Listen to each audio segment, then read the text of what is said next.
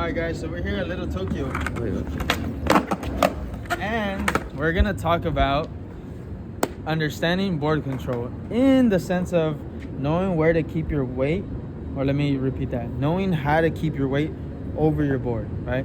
There's three, I guess, subtopics I'm gonna divide it by. The first one being keeping your weight held with the forefoot, right? The forefoot being this part right here, from the toes to the to like the palm, basically, or not the palm.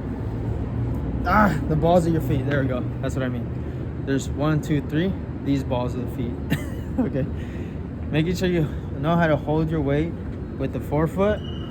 2, making sure your whole body's engaged in this form, right? Instead of just kind of being straight up and very vulnerable to imbalance. Now, number 3 being understanding that you have the ability to move and be unrestricted, right? A lot of times we get stuck in a certain stance and it restricts us when we're switching from regular to nollie to switch, and even going fakie, right? So just understanding there's ability. So I'm gonna repeat the 3. Holding your weight on the board with the balls of your feet primarily. Number 2, engaging the whole body, right? Like right here, as opposed to straight up. And 3, understanding that you have all this, how would I say, like all this opportunity to move, right? Open up to the right, to the left, to the right. Same thing with your neck, your gaze, your eyesight. And so I'm gonna go into the first one. First one, balls of your feet. Holding your weight primarily on the balls of your feet is super important, because that is gonna give you the opportunity to effectively control the power you put into a snap, a scoop, or even I would say like a push. Sorry, for front pops, laser flips, hard flips, things like that. Super important for that.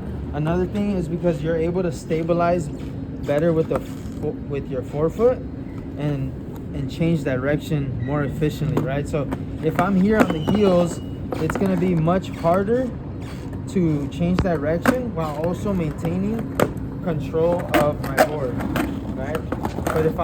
But if I'm on the balls of my feet over here, it's going to be it's going to be much easier to decide whether or not I want to go towards my toe side or go a bit towards the heel side, right? I'm a regular skater, so do I want to go back side, front side, and I still maintain stability? Whereas with the heel, it gets kind of tricky. I might even touch the ground or just fall off the board because my whole foot is hanging off, right? And not to mention, you can't really most times do a trick with your heel holding you, right? Because there's no way to engage your foot so that you can decide what direction you want to go, whether it's for a heel flip and a kick flip. So, and I'm not saying with the heel flip you can't have your toes out. All I'm saying is that you need to be engaging that forefoot, right? And so an example I do that with heel flips is kind of making sure I'm applying pressure on this edge so that I can feel and have that ability to control how much power I'm putting into that flick, right? So that's 1. Number 2, an example for number 2 would be engaging the whole body and primarily making sure that your hips, so right, left, are in a manner where you can feel your core attached to your quads, so to speak, and also your glutes, hams, calves, tibialis muscles, like your whole leg being engaged, right? Because if we're up here, it's gonna be much harder to get that spring. It's not impossible, like right? You can do it, but it's harder for you to leverage pop, speed, and impact, right? Or not leverage, control, right? And it all goes into board control, because the more stable you are on your board, the better control you can have when you're changing directions, absorbing impact, or even doing certain tricks into grinds, slides, or just obstacles in general, right? So that's for engaging the whole body, using the hips or the legs as an example. Number 3, we're talking about making sure that you're maintaining board control while also being able to open up whatever direction you want to go. And so what I mean by that, and I'm going to use a kick flip, fakie flip as an example, right? If you're going to do a kick flip, check it out. I'm opened up towards the direction I'm going. That's how I do a kick flip. Oh my God. That was a fail. I'm going to do it again. Go a little further so we can see your whole body.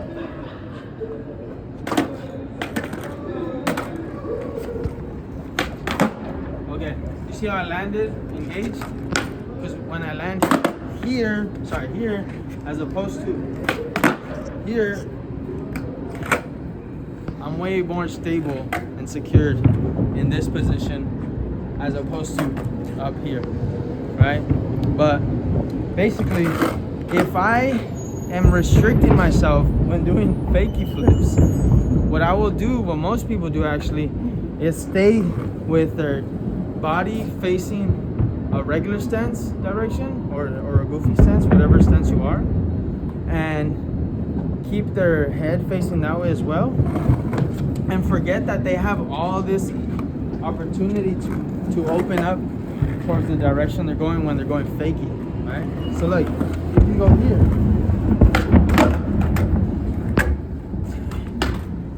I'm gonna do it again. This is an example of how you can unrestrict yourself when doing tricks, so that you can have better board control, right? Because there's more variability, basically. Right here, look. More variability. Because let's say I'm trying to kick fakie flip crook or fakie flip no slide. It's so much easier to see where I need to go and how I need to pop if I am looking there comfortably, as opposed to looking under my shoulder and facing the opposite way, right? Like, it's definitely done. Don't get me wrong. There's pros who do it, but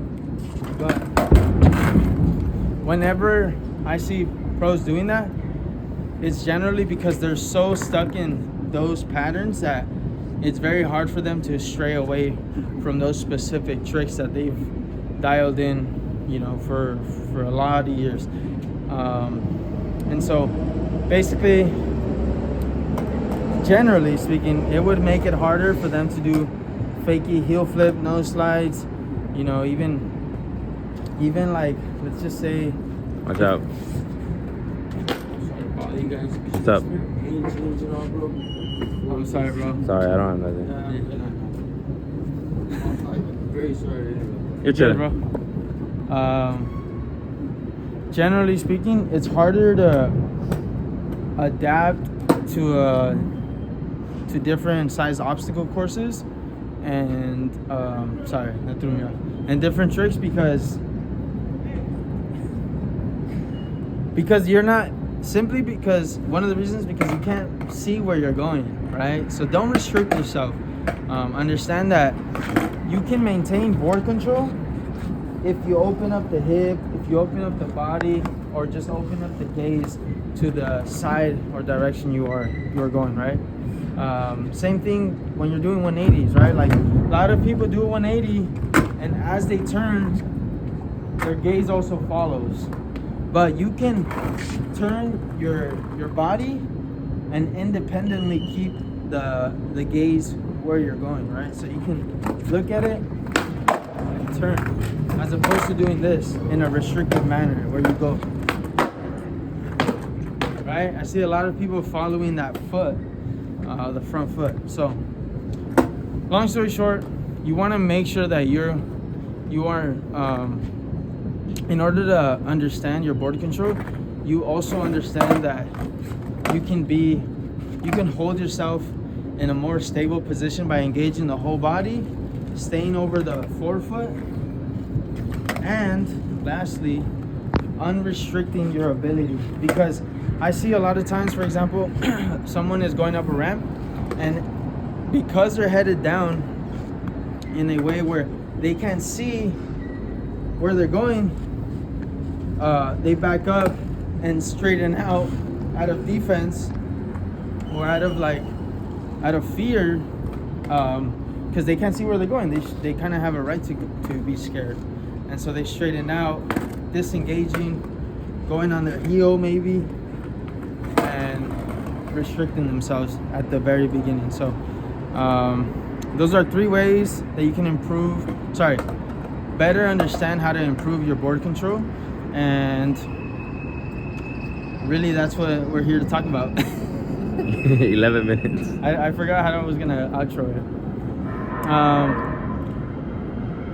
Wow. Sorry guys, this has been a long, what do you call it? Like long journey making this video, long day. Like we were at Pekin, and there's music, basketball players. I thought it was gonna be empty, and then the rollerbladers came, and it's cool, you know, I don't own the spot or nothing, but now I'm here, and then the homie's asking for some change, which is whatever. Trains happening, I don't know, it's a lot happening, but nonetheless, those 3 things are gonna be a game changer for feeling more comfortable on your board, right? Like a lot of people, when they first get on the board, they're here and they stay stiff they hold their tension when you can release it and apply it where it needs to be applied, right? Through your forefoot, in the form of disengagement, and in the form of slowly getting comfortable with unrestricting themselves, right? And stuff like that. So, having said that, we're gonna kind of finish up with the video. I do want to shout out SPLAY. I love the shoes. I'm so hyped to be wearing this because years ago I was wearing the Vans slip-ons that look super cool, simple, minimalistic, but they just gave me some very big calluses on my pinky toe on both sides, and also it's like I guess calluses on this side too, right? But they didn't grow out like this one. There was literally a hole in my pinky, and I would like peel out the little rock, and then this one just kind of had a rough like edge. But anyways, I'm super happy to be wearing these. If you want to try them out for yourself, I have a 10% code in the description. Profe Carlos. It's sorry, not Profe Carlos. Prof Carlos. PROFCARLOS. What happened? My nose. Oh, your nose? Yeah. Oh, never mind. So Prof Carlos and 10%. Yeah. Thanks for watching. Let me know what helped in this video, what you didn't understand, maybe, and I'll work on improving that communication. Till next time, lights.